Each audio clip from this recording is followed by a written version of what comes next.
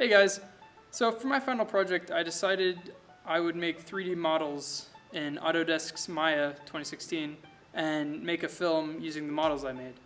Now of course I couldn't make, something like Nemo because those take years, on average 4 to 7 years to make a animated film, but I thought I could make a short film and have the models integrated into it. So when I started learning Maya, I had absolutely no idea how models worked. I just, I'd played around with a few modeling programs, but had no, in-depth knowledge on how texturing or animation or lighting worked inside of these programs. So I had to start off by learning all of those through a multitude of online sources where you can, practice and, look at other people do it. So as I went through the process of, figuring out what my plan was, I decided that I should learn the basics of Maya. And I did that through a multitude of tutorials I found online, which basically taught me how to, create a model or create a polygon or texture it or light it or animate it in, the most basic of ways. And I found that the best way for me to learn this further was to teach it.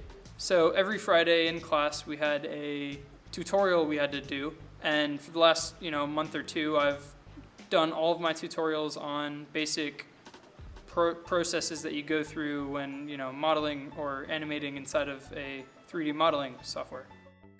Hey everyone, it's Duncan. We're back with the Fine Arts Center podcast. Today I'm going to be showing you how to do some basic animation in Maya 2016. So what I'm going to do is select this resemblant of an orange. It's actually just an orange sphere, but that works. So we're going to hit S. And what that does is if we open up the sphere, all of the fields that, dictate its scale, rotation, and its translation from the center of the plane, which is 0, 0, 0, it saves it. So then I can move the timeline along. As you can see over here, I already have something animated. So let's say I bring it to 130 frames. Each one of these is a frame. And now I'm going to move it using the translate tools. And then I'm going to hit S again.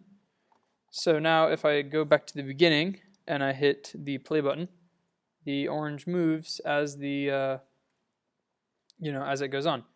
So I think the biggest challenge for me as I went through this process was the learning curve at first. At first you're given a blank slate and, a couple tools and are told to, create whatever you want. And at first, you have to go through and read all the menus and check what every button does and all that stuff. But once you get that down, it's honestly really easy to model. It's just, do this, do that, and then you go through the animation process as you saw in the podcast, and it's really quite simple. Just a lot of really little things added together to make one big thing, which I thought was pretty cool. So for any of you out there trying to get into this kind of stuff, modeling, directing, writing, anything creative, there's not really that much, initial talent needed to get into it. You just have to, be willing to put the effort in and go for it. Thanks for watching.